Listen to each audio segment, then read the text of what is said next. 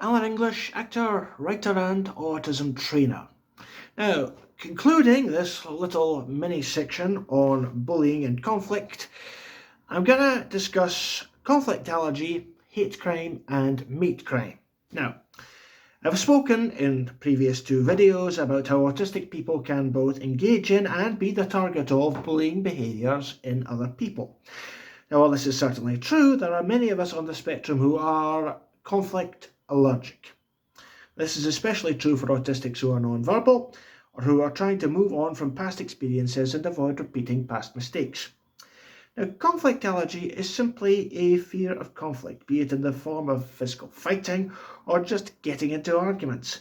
We are afraid of losing the fight and getting trodden on or taken advantage of or just looking like the villain.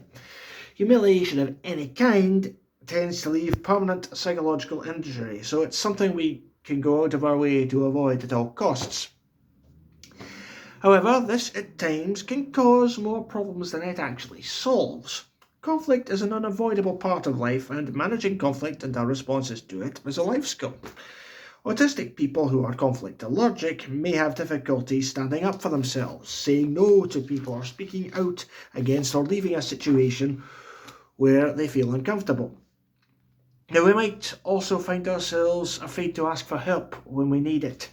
And at worst, we can become totally withdrawn, afraid of intimacy or any human contact at all.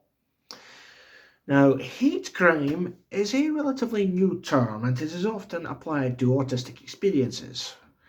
Now, for those of you who don't know, hate crime, it means being the target of bullying and harassment because of your race, gender, disability, basically anything that makes you stand out.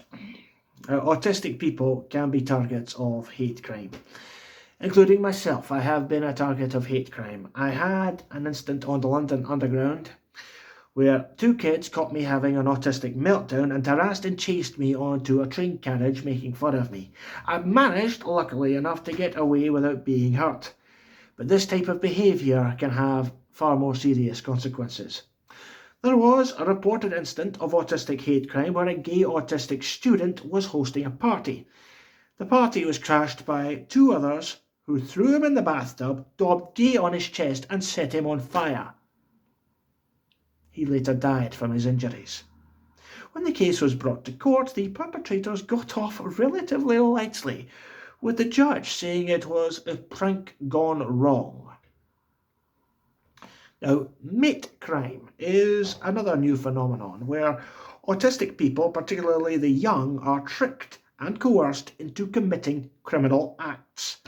The naivety and desire for friendship in many young autistic people makes them easy prey for criminals, particularly gangs and drug dealers. What happens is, a lot of the time, the gangs lure them in with the promise of friendship and free food, and in return for this free food, they do criminal acts such as carrying drugs from one location to another.